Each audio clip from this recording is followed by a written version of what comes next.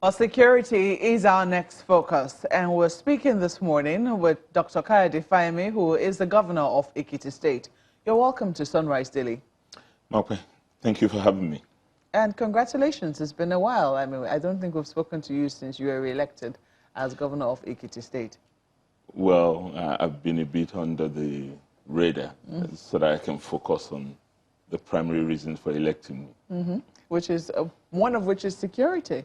And yes, in recent times, people. A number of Nigerians have been concerned about the security situation in the country. It's a situation which a number of people wonder if we're losing our hold as a state. People are beginning to question the statehood of Nigeria when you look at the number of security challenges which confront it on a daily basis. What are your thoughts in that regard? Naturally, when people don't sleep with their two eyes closed, they have every reason to question the security situation and, by extension, the safety of the country. And even Mr. President said that when he met the security chiefs yesterday.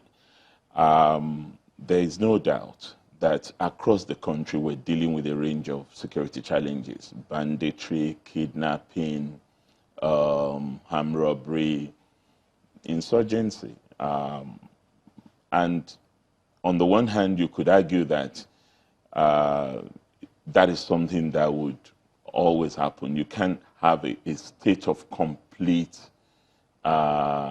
secure and safe country. But when you have challenges that are proliferating, and the way you judge that is the way the citizens talk about it.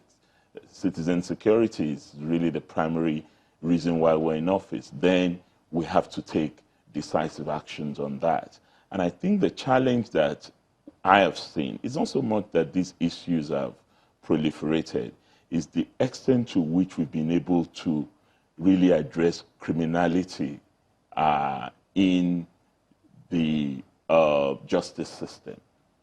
When people commit crimes, crimes are not ethnic, crimes are not religious, crimes are crimes, and there are provisions in the laws of the land to deal with crimes.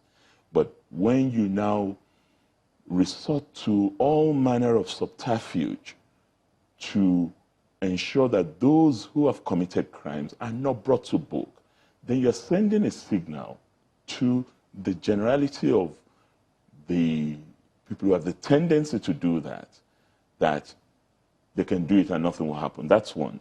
The second issue is the demographic challenge that we have. We have a lot of young, able-bodied Nigerians that are idle, that don't see delayed gratification as the solution to whatever is happening to them, that want immediate, quick benefits.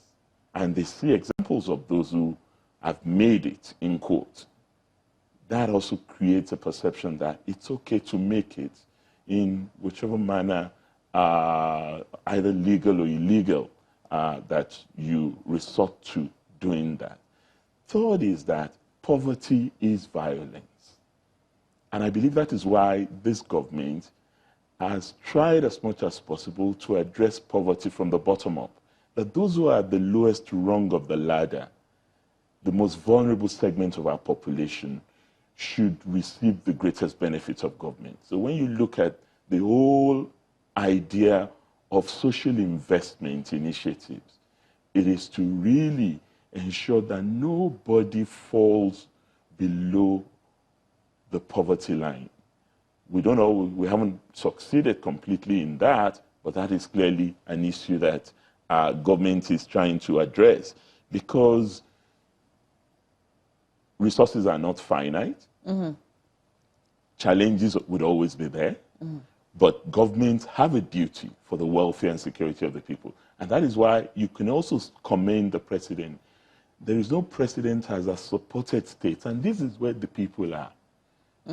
Nigerians don't live in the bubble called Federal Republic.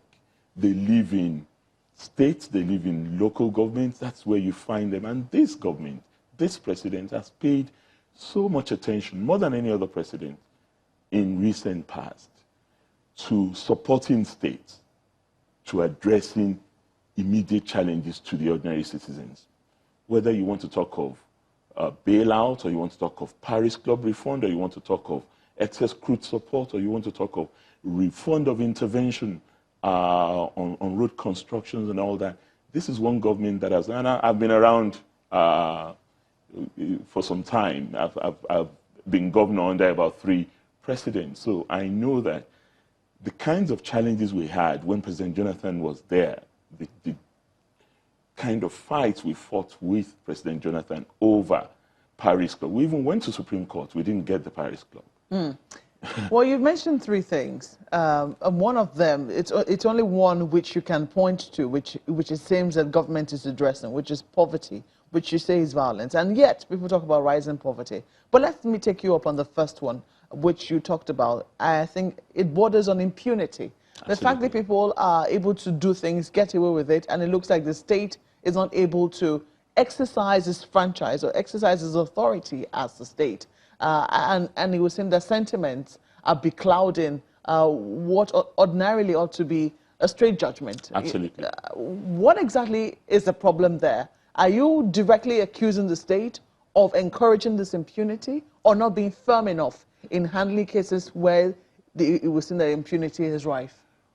I'm not even sure that the state has the capacity to cope with the incidents that come before the law courts. That's one.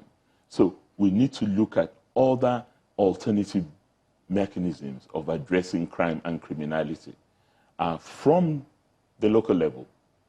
I mean, we're using the palace courts in Ekiti, for example, to address some of these local challenges. In other climes, they have other means of dealing with it beyond the statutes that is there, the law courts, the magistracy, the high court, and what have you. The challenge is there's a disconnect between the various segments of our criminal justice system. The police that are supposed to investigate the crime, the DPP, as they call it, Department of Public Prosecution, and even the courts. Sometimes the investigating IPO, the police officers dealing with particular crimes, they get transferred and the case shuts down there because they can't even bring them back to tender before the court the work that they've done. That's if they've done a thorough job at all. It could be a very shoddy job that could not stand the test of scrutiny when it gets before a high court judge. You also have the prison. There's a huge challenge of awaiting detainees. There are people who are accused of committing crime. They're just dumped in our prisons. And some have been there for as long as 10 years.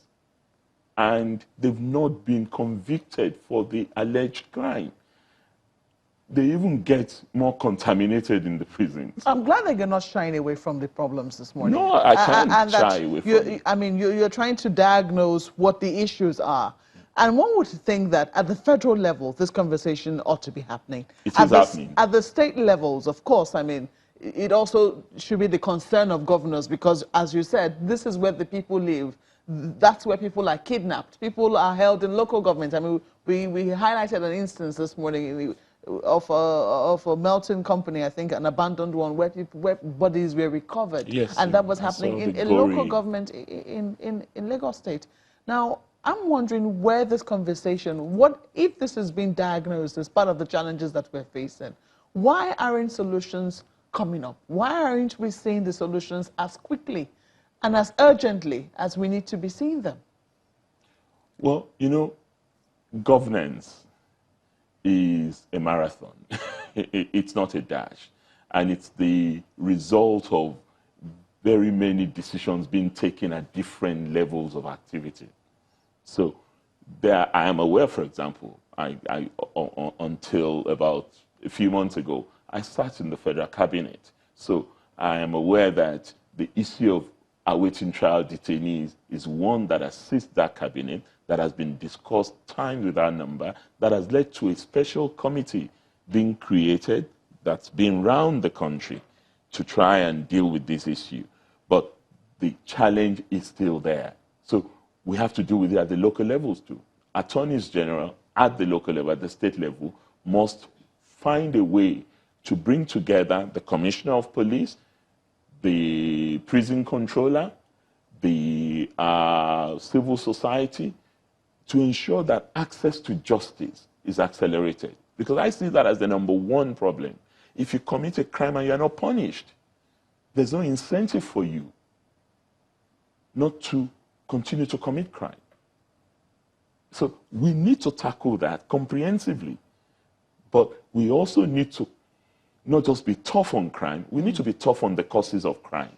You know, in recent times, or only recently, even though the federal government says that, you know, that it's not true, it would seem that we have more pacifist moves on the part of government than it would seem that the government of the day, and by the government of the day, I don't just mean the federal government, even some state governments find themselves in this quagmire where they appeal to those who, or to, you know, to those people who allegedly are committing the crimes. We saw a situation where, I don't know, this is also, it's controversial, you know, the move we had with Niger Delta militants. Now, people have used it to justify all manner of things. We're talking about talking to terrorists now. You know, can we rehabilitate them? Is it possible for us to have some program, you know, like we did for Niger Delta militants? And now we're also hearing about conversations with Miyetti Allah to see if they can help out with the issues of kidnapping. To a talks of 100 billion naira, federal government says it's not true. However, they did admit to say that, yes, we're talking to them to see if they could talk to their brothers, to see if they could talk to these people whom they might know, you know. And people are beginning to wonder, is this where we are, really, in terms of combating some of the challenges that face us as a people? You know, government, as governor of Ekiti State, I'm the governor of the good, the bad, and the ugly. There are criminals in my state. There are also very decent people in my state. And in tackling insecurity, in tackling criminality, clearly there will be a whole range of options. I just said to you that in Ekiti, we're using palace courts in addition to the mainstream judicial process. And when we hit our heads against the wall over increasing incidents of rape and abuse in Ekiti, we decided that it's not just enough to wait till people are convicted. We opened a sexual violence register. We had a meeting with our royal fathers and said, anyone who is accused and convicted of rape or sexual violence will not just be subjected to the mainstream dictates of the law courts. We would also come to the community and make sure that that person is stigmatized in that community. Because more often than not, when criminals are held up to account at the local level, they're far more embarrassed. You have to ask yourself, why is it that people refrain from stealing community money, town halls, towns unions money, but the same people come to Abuja and they dip their fingers in the treasury without any notion of reluctance? But that does not answer the question of the pacifist move or pacification. Well, every government gets involved in pacifist moves. Every government talks to terrorists. Let me put it that way. In every country where you have terrorists and where they're dealing with issues. I mean, IRA was a thorn in the side of the British government for almost a century. The Good Friday Agreement was a product of behind-the-scene talks. Yeah, but sometimes people will say that government also needs to show that it is government. Yes. That it is in control. It should not be talking to them from a point of disadvantage or a lack of strength. That's besides the point I'm making. There are multiple modes of responses to criminality and insecurity. I mean, you're right. Crime should be tackled. Government should show that it is government. But in showing that you are government, you must also leave a little room, a window for those who have had a Damascene conversion in the course of their involvement in criminality and terrorism. You must provide a window for them to be rehabilitated, because you are always going to have a few. There may not be many, but you can't throw them all under the bridge. Let's go to Lagos and take some questions. All right, Dr. Fayemi, I'd just like to, because over the years, we've seen different states come up with different strategies to, in a way, to aid policing. I mean, in Kano, they've got Hisba. Lagos have their own Lagos Neighborhood Security Watch to aid the police. Benue, different states. You've talked about what you're doing in Ekiti, for instance. And only recently, the vice president did say, you cannot police a country the size of Nigeria centrally from Abuja. On the question of state police or alternative means, what is your position on that? Well, my position is very clear on that, Chamberlain. I have been an advocate consistently of multi-level policing. There's no federation I know in the world, Brazil, India, Canada, that has a single police authority. They always have multi-level policing, even right up to campus-level police. So Nigeria has no choice. We can dodge, we can manipulate, and there are people who have expressed all manner of fears. Oh, you know, if you have multi-level policing and the governor is in charge of the police, is going to use it to intimidate his opponents and harass his innocent people. Now that we have federal police, we have also seen incidents of that happening. We've seen allegation of what transpired at a nightclub in Abuja, and the role the police allegedly played in that. So you can have irresponsible police formation, whether they are a federal, unitary, or state level, or even campus level police. The important thing is if you want to focus on efficiency, police needs to be closer to the scene of crime and criminality, and they need to understand the community and society where they're operating. And I've had this new IG talk about increasing the level of community policing, and I think that's commendable.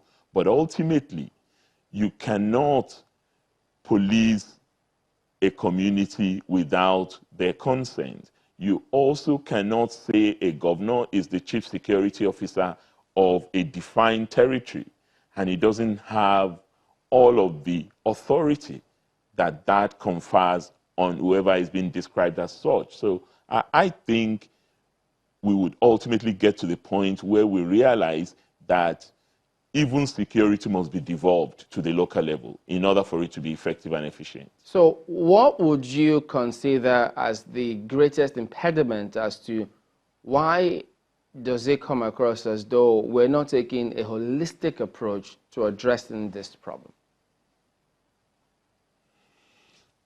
Well, I'm no longer in the Federal Executive Council, so I wouldn't be able to tell you that, to agree with you that we're not taking a holistic view. I know the President considers security of the Nigerian state as his number one responsibility, and he is very committed to ensuring that Nigeria is secure and safe for its citizens.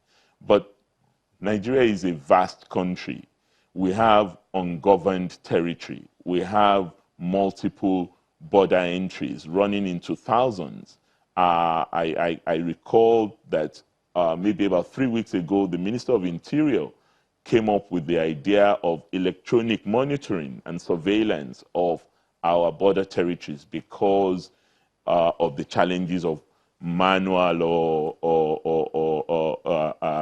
direct monitoring of those border entry points. So I don't think that is a problem, but security sector governance requires constant review.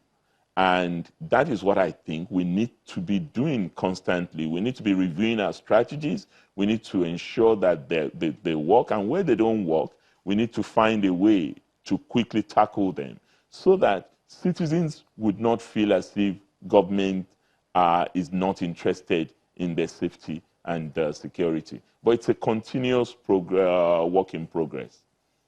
Governor Fayemi, is there in place a collaboration between governors, say regional governors within the Southwest, to ensure that, I know you did mention about some level of efforts that's been made to secure border towns, but how much of that comes to play when we still have perpetration of criminal acts at border towns, especially when you look between, say, Lagos, Ogun, Ekiti, Ondo, and so on?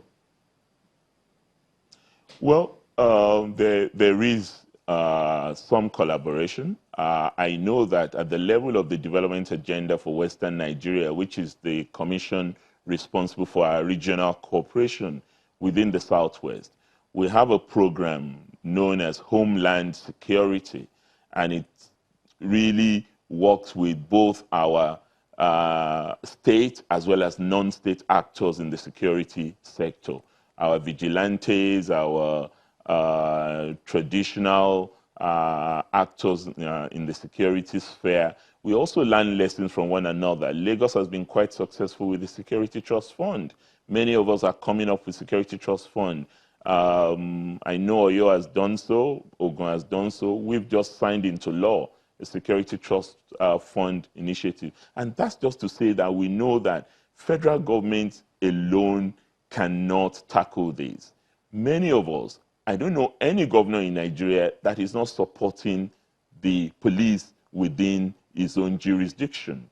We are all supporting them. If we're not supporting them with vehicle, we're supporting them with some ammunition. If we're not doing that, we're supporting them with allowances. We're supporting them with a whole range of things. So we take this as a serious responsibility, and we also collaborate with our neighboring states, because these criminals, of course, they move from one to the other, particularly in the case of kidnapping.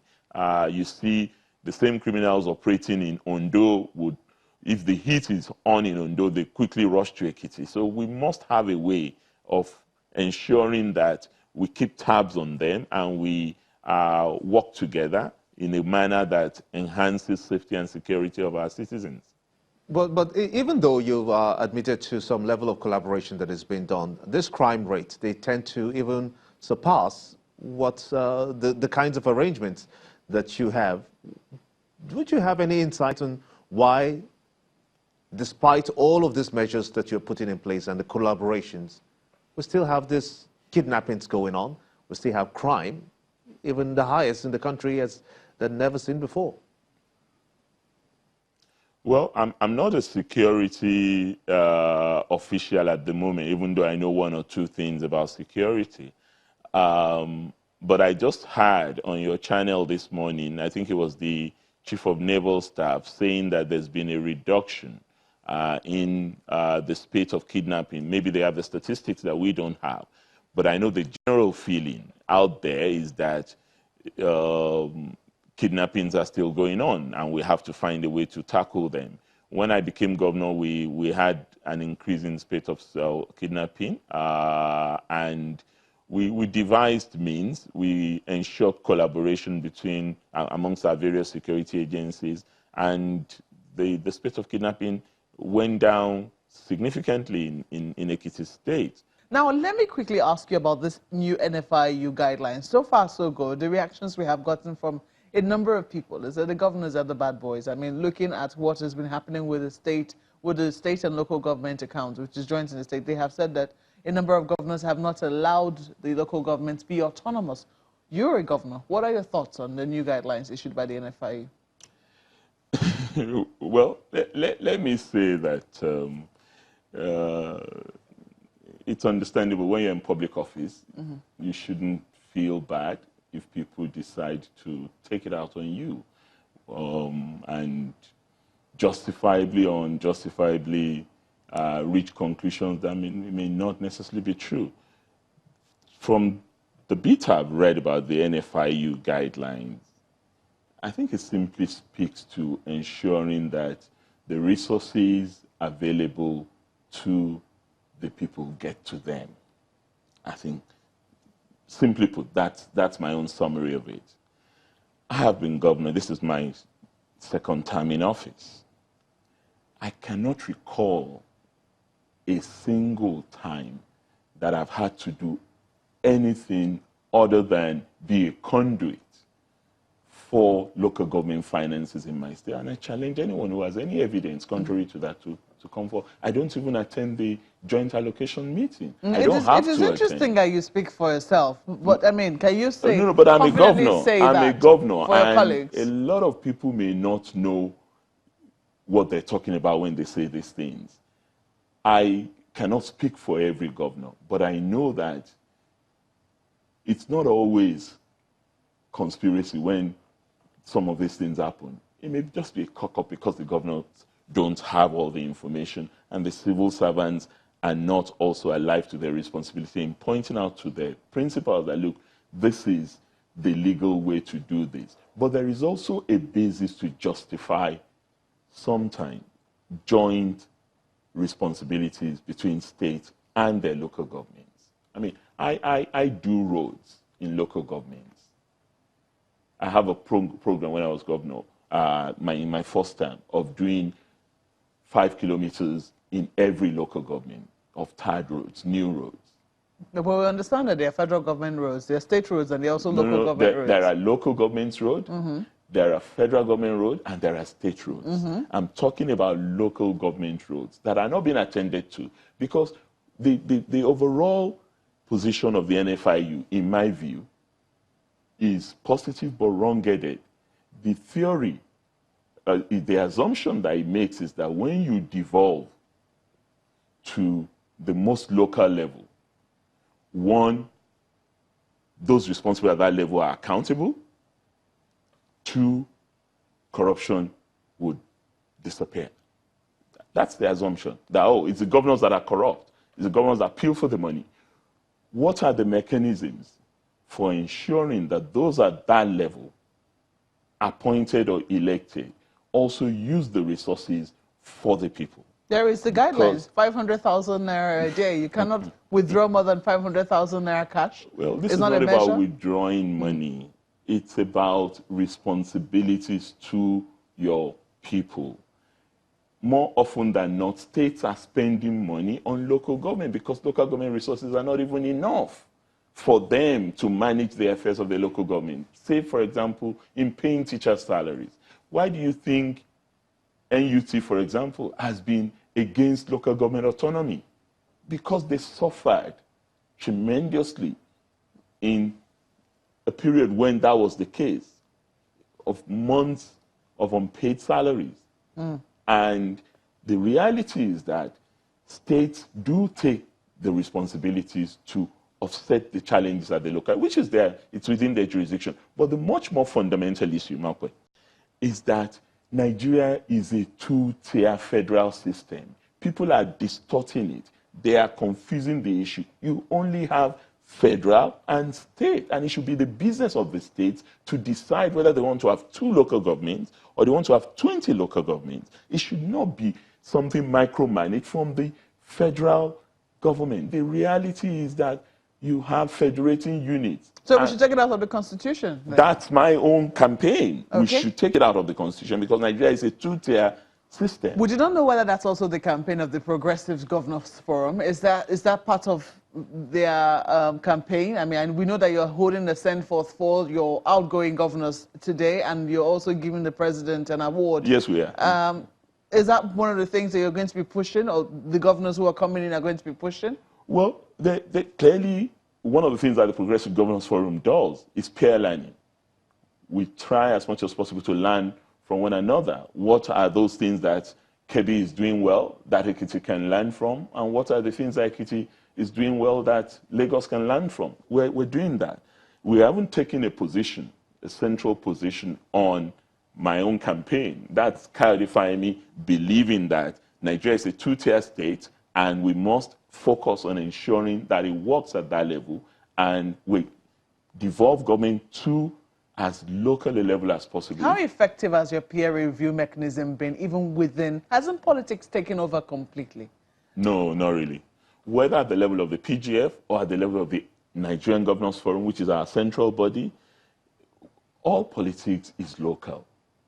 And when we exchange ideas, I mean, some people always ask, what do you guys talk about when you meet? Do you just high-five each other and exchange notes on how many Lamborghinis and Rolls Royces that... No, nothing of the sort. We are daily sweating about how to also ensure that this country becomes a better place for the citizens of Nigeria. That's what we're elected to do. Well, we'll wait to see results. I'm and sure the results are a lot of coming Nigerians up. are waiting to see those results, especially in areas of security, unemployment, for instance. That's why we're giving the president an award. And a number of other things. Has been this good to governors. Well, let us hope that the governors will be good in turn to their citizens. But we have to thank you for coming on. We're good to our citizens always. Morning. That's why we're elected. And when we're not good to our citizens, they kick us out. They have the powers to do that. Dr. Fayemi is the governor of Ekiti State.